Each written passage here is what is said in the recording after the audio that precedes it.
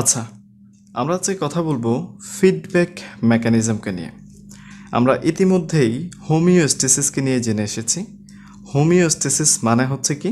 Homeostasis মানে আমাদের extra cellular fluid, মানে কোষের বাইরের ফ্লুইড, অথবা আমাদের ইন্টারনাল এনভায়রনমেন্টে একটা রিলেটিভলি কনস্ট্যান্ট কন্ডিশন বজিয়ে রাখা, একটা রিলেটিভ স্টেবল কন্ডিশন মেনটেন করাই হচ্ছে হোমিওস্টেসিস।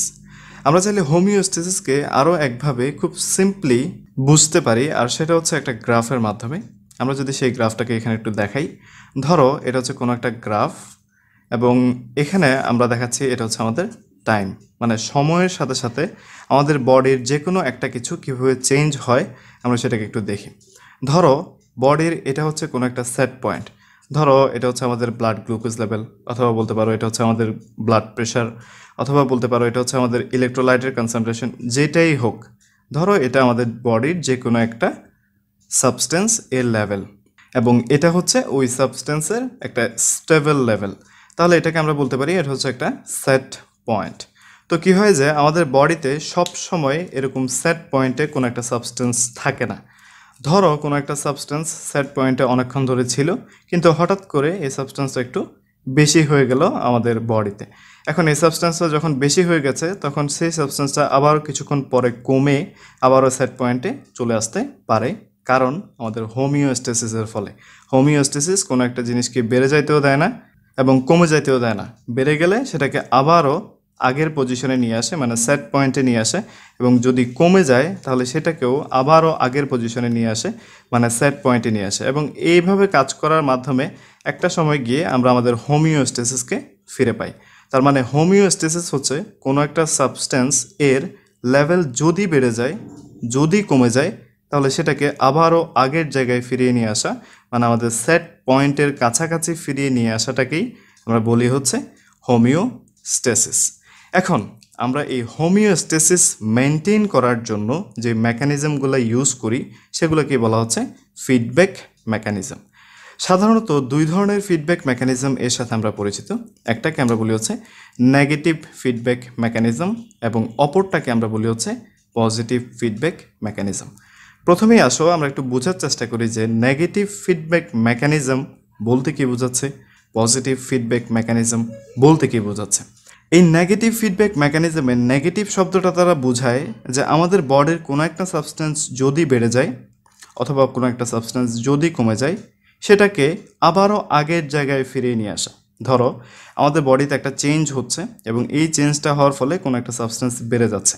নেগেটিভ ফিডব্যাক মানে সেই সাবস্টেন্সটা যে বেড়ে যাচ্ছিল সেটাকে তার আগের পজিশনে নিয়ে আসা, মানে বডি চাচ্ছে চলে যেতে উপরের দিকে, কিন্তু আমরা সেটাকে আবার ফিরিয়ে নিয়ে আসলাম আগের পজিশনে। অথবা কোনো একটা সাবস্টেন্স কমে যাচ্ছে, ওকে, কোনো একটা সাবস্টেন্স কমে যাচ্ছে, আমাদের বডি সেই সাবস্টেন্সটাকে কমিয়ে দিচ্ছে, কিন্তু নেগেটিভ ফিডব্যাক মানে নেগেটিভ দিকে তাকে নিয়ে আসা, মানে সে যে বেড়ে যাচ্ছিল তাকে আবারও কমিয়ে নিয়ে আসা। তার মানে নেগেটিভ বলতে বোঝাচ্ছে বিপরীত। যদি আমাদের বডি কোনো একটা কিছুকে বাড়িয়ে দেয় তাহলে আমরা সেটাকে কমিয়ে নিয়ে আসবো, অথবা আমাদের বডি যদি কোনো একটা জিনিসকে কমিয়ে দেয় তাহলে আমরা সেটাকে বাড়িয়ে আবারও সেট পয়েন্টে নিয়ে আসবো। এটাই হচ্ছে নেগেটিভ ফিডব্যাক মেকানিজম। তাহলে আমরা যদি সেটাকে আবারও এখানে একটু এক্সপ্লেন করি, ধরো কোনো একটা সাবস্টেন্সের সেট পয়েন্ট হচ্ছে এটা, এবং কোনো একটা সাবস্টেন্স এই সেট পয়েন্ট থেকে বেড়ে যাচ্ছে, এই নেগেটিভ ফিডব্যাক তাহলে কী করবে, এটাকে নেগেটিভ দিকে নিয়ে আসবে, মানে এটাকে এখন কমিয়ে দিবে। অথবা কোনো একটা সাবস্টেন্স ধরো কোনো কারণে কমে যাচ্ছে, আমাদের বডি সেটাকে কমিয়ে দিচ্ছে। নেগেটিভ ফিডব্যাক মানে এটাকে নেগেটিভ দিকে নিয়ে আসবে। নেগেটিভ দিক মানে কি, সে কমে যাচ্ছিল তাকে আবারও বাড়িয়ে দেওয়া হবে। তার মানে এভাবে কোনো একটা সাবস্টেন্স যদি বেড়ে যেতে চায় অথবা কোনো একটা সাবস্টেন্স যদি কমে যেতে চায়, তাহলে নেগেটিভ ফিডব্যাক মেকানিজম সেটাকে আবারও সেট পয়েন্টে নিয়ে আসে। কিন্তু আমাদের পজিটিভ ফিডব্যাক মেকানিজম ঠিক উল্টো কাজটা করে। আমাদের পজিটিভ ফিডব্যাক মেকানিজম কী কাজ করে, আমরা যদি তোমাকে এইখানে এটাকে একটু বুঝিয়ে বলি। দেখো, পজিটিভ ফিডব্যাক মেকানিজম এর কাজ করার সিস্টেমটা হচ্ছে অনেকটা এরকম। ধরো কোনো একটা সাবস্টেন্স আমাদের সেট পয়েন্ট, এটা অবশ্যই সেট পয়েন্ট, কোনো একটা সাবস্টেন্স আমাদের সেট পয়েন্টে আছে, ধরো এটা ব্লাড গ্লুকোজ লেভেল হতে পারে, যে কোনো কিছু হতে পারে, এটা সেট পয়েন্টে আছে। কিন্তু হঠাৎ করে আমাদের এই সেট পয়েন্ট থেকে ধরো এই সাবস্টেন্সটার পরিমাণটা বডিতে একটু বেড়ে গেল।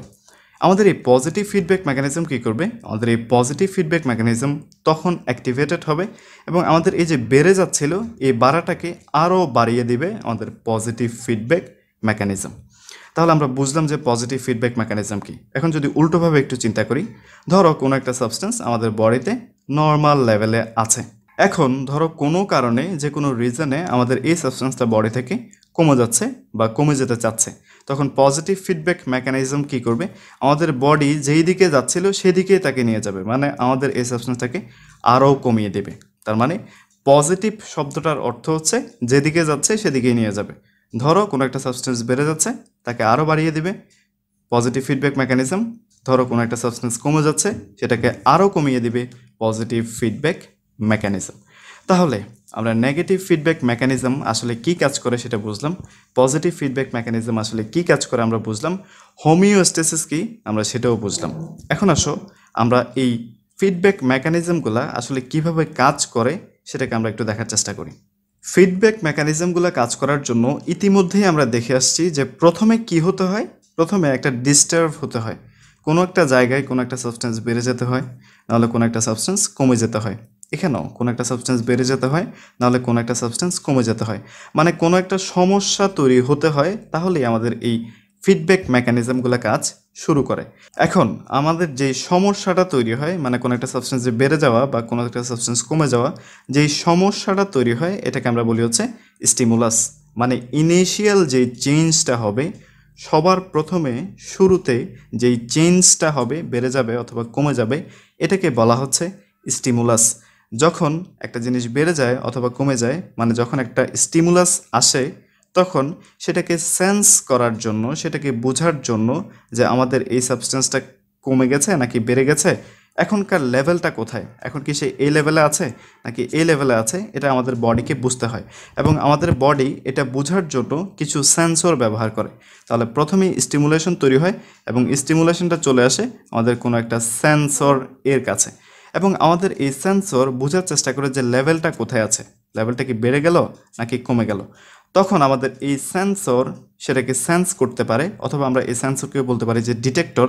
এই ডিটেক্টর সেটাকে ডিটেক্ট করে, সেটাকে চিহ্নিত করে, এবং চিহ্নিত করার পরে আমাদের এই ডিটেক্টর কি করে, সেই ইনফরমেশনটাকে আমাদের একটা কন্ট্রোল সিস্টেমে পাঠিয়ে দেয়। আমাদের একটা কন্ট্রোল সিস্টেমে তার সেই সেন্সটাকে আমাদের একটা কন্ট্রোল সিস্টেমে পাঠিয়ে দেয়। আমাদের এই কন্ট্রোল সিস্টেম পরবর্তীতে বুঝতে পারে যে আমাদের এটা বেড়ে গেছে নাকি কমে গেছে, কি হয়েছে আসলে সে বুঝতে পারে। এবং আমাদের কন্ট্রোল সিস্টেম এটাও জানে যে আমাদের সেট পয়েন্টটা কোথায়, মানে একটা সাবস্টেন্স বেড়ে গেছে নাকি কমে গেছে, প্রথমত সে সেটা বুঝতে পারবে।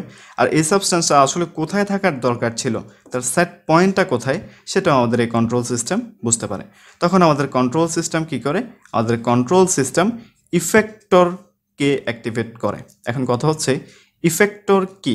ইফেক্টর হতে পারে যে কোনো একটা অর্গান, হয়তো হার্ট হতে পারে একটা ইফেক্টর যে কোনো একটা স্টিমুলেশনের জন্য, অথবা হতে পারে যে কোনো একটা হরমোন একটা ইফেক্টর।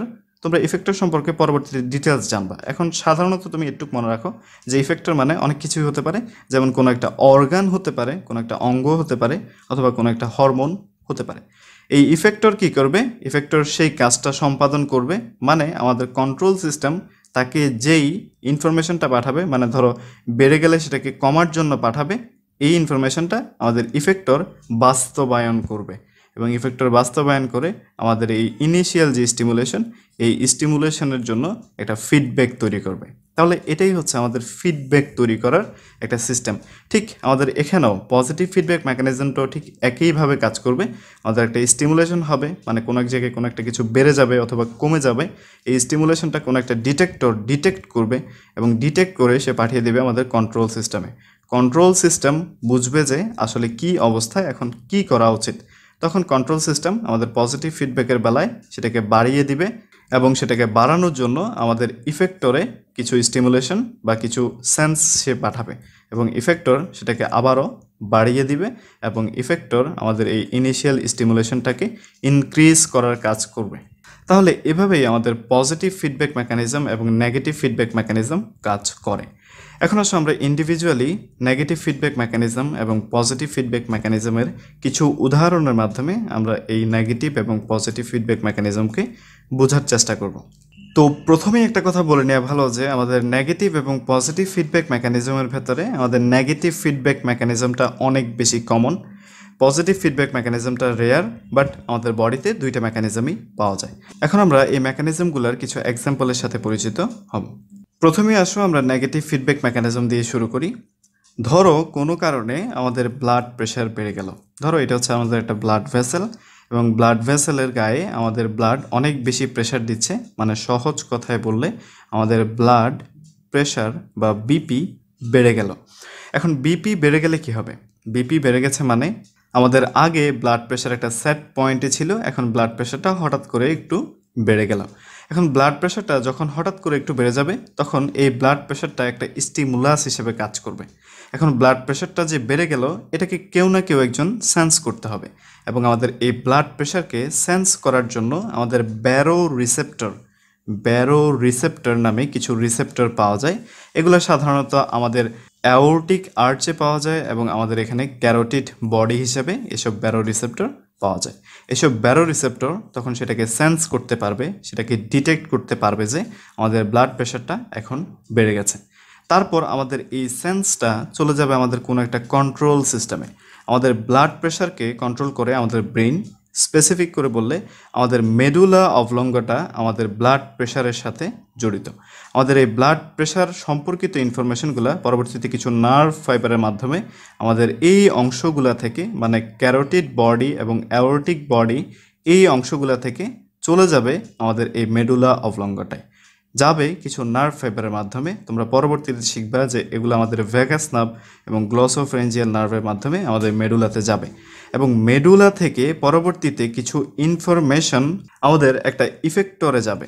ইফেক্টর এখানে হচ্ছে আমাদের হার্টে কিছু ইনফরমেশন যাবে, কিছু নার্ভ সেই ইনফরমেশনগুলোকে নিয়ে যাবে। এখন দেখো, ইনিশিয়ালি আমাদের প্রবলেমটা কী হয়েছিল? আমাদের ব্লাড প্রেশার বেড়ে যাচ্ছিল। এখন আমাদের এই ইফেক্টর চাইবে ব্লাড প্রেশারটাকে কমাতে নেগেটিভ ফিডব্যাক মেকানিজমের মাধ্যমে। এখন সে কিভাবে আমাদের ব্লাড প্রেশারটাকে কমাতে পারে? দেখো, আমাদের হার্ট যদি বেশি বেশি পাম্প করে, তোমরা জানো যে আমাদের হার্ট পাম্প করে, আমাদের হার্ট যদি বেশি বেশি পাম্প করে, তাহলে সে বেশি বেশি ব্লাডকে বাইরে পাঠাবে, এবং বেশি বেশি ব্লাড আমাদের এই ভেসেলগুলোর ভেতরে আসবে, তার মানে প্রেশার বেশি হবে। আর যদি হার্ট কম কম পাম্প করে, আস্তে আস্তে পাম্প করে, তাহলে কি হবে? আমাদের ব্লাড কম আসবে এই ভেসেলগুলোর ভেতরে, এবং ব্লাড কম আসলে আমাদের ব্লাড প্রেশার কমে যাবে। তাহলে সমস্যাটা আমাদের কোথায়? ব্লাড প্রেশার বেড়ে গেছে। তাহলে আমাদের এই ইফেক্টর অর্গান তখন কি করবে? ইফেক্টর অর্গান তখন আমাদের এই ব্লাড প্রেশারটাকে কমানোর চেষ্টা করবে। তার মানে আমাদের এখানে হার্টের যে রেট, হার্টের পাম্প করার যে রেট, সেই রেটটা কমে যাবে। তাহলে ইনিশিয়ালি আমাদের ব্লাড প্রেশার বেড়ে গেছিলো, সেই স্টিমুলেশনটা সেন্স করলো আমাদের ব্যারো রিসেপ্টর, যেগুলো অ্যাওর্টিক বডি এবং ক্যারোটিড বডি হিসেবে আমরা চিনি। সেই অ্যাওর্টিক বডি, ক্যারোটিড বডি, এগুলো থেকে বিভিন্ন নার্ভের মাধ্যমে সেটা চলে গেল আমাদের মেডুলা অবলঙ্গটায়, যেটা একটা কন্ট্রোল সিস্টেম হিসেবে কাজ করতেছে, এবং সেই কন্ট্রোল সিস্টেম থেকে কিছু নার্ভ ফাইবার আসতেছে আমাদের ইফেক্টর অর্গানে। এখানে সেই ইফেক্টর অর্গান হচ্ছে আমাদের হার্ট, এবং হার্টে গিয়ে তারা হার্ট রেট কমিয়ে দেওয়ার মাধ্যমে আমাদের ব্লাড প্রেশারটাকে আবারও কমিয়ে দেবে। তাহলে প্রবলেমটা ছিল আমাদের ব্লাড প্রেশার বেড়ে যাচ্ছে, এখন কী হবে? ব্লাড প্রেশারটা কমে যাবে। ধরো আমরা অপোজিট একটা সিচুয়েশন নিলাম যে আমাদের ব্লাড প্রেশার এখন কমে যাচ্ছে, মানে আমাদের ব্লাড এই ভেসেলগুলোর গায়ে বেশি পরিমাণ চাপ প্রয়োগ করতে পারতেছে না, বা আমাদের ব্লাড প্রেশার কমে গেছে। এখন আমাদের ব্লাড প্রেশার কমে গেলেও আমাদের এখানকার ক্যারোটিড বডি এবং অ্যাওর্টিক বডি বা এই ব্যারো রিসেপ্টরগুলো, এগুলো কিন্তু সেন্স করতে পারবে যে আমাদের ব্লাড প্রেশার কমে যাচ্ছে। তার মানে তারা সেন্সর হিসেবে কাজ করবে। এখন আমাদের এই কমে যাওয়া ব্লাড প্রেশারটাকে তারা সেন্স করে সেই ইনফরমেশনটাকে তারা পাঠিয়ে দেবে আমাদের ব্রেনের মেডুলা অবলঙ্গটায়। আমাদের ব্রেনের মেডুলা অবলঙ্গটা তখন হার্টে কিছু ফাইবার পাঠাবে, এবং হার্ট একটা ইফেক্টর অর্গান হিসেবে কাজ করবে, এবং হার্টে গিয়ে তারা কি করবে? আমাদের হার্ট রেটটাকে বাড়িয়ে দেবে। আমাদের হার্ট রেটটা যদি বেড়ে যায়, তাহলে কী হবে? আমাদের ব্লাড প্রেশার আবারও বেড়ে যাবে। তার মানে শুরুতে আমাদের ব্লাড প্রেশার কমে গিয়েছিল, ব্লাড প্রেশার কমে যাওয়াটা একটা স্টিমুলাস, সেটা সেন্স করলো ব্যারো রিসেপ্টর, সেটা চলে গেল আমাদের মেডুলা অবলঙ্গটায়, ইফেক্টর অর্গানে এসে তারা আমাদের হার্ট রেটকে বাড়িয়ে দিল, আমাদের ব্লাড প্রেশার এখন কমে যাওয়া থেকে বেড়ে যাবে, বা আমাদের এই সেট পয়েন্টে চলে আসবে। তাহলে আমরা দেখলাম যে কিভাবে নেগেটিভ ফিডব্যাক মেকানিজম আমাদের ব্লাড প্রেশার এর সাথে জড়িত। চলো আমরা আরও একটা এক্সাম্পল নেওয়ার চেষ্টা করি। ধরো আমি বললাম যে আমাদের এই ব্লাডে কার্বন ডাই অক্সাইডের যে লেভেল, এই কার্বন ডাই অক্সাইডের লেভেলটা বেড়ে গেল। আমাদের কার্বন ডাইঅক্সাইডের লেভেল যদি বেড়ে যায় তাহলে আমাদের এই কার্বন ডাইঅক্সাইড লেভেলটা বেড়ে গেল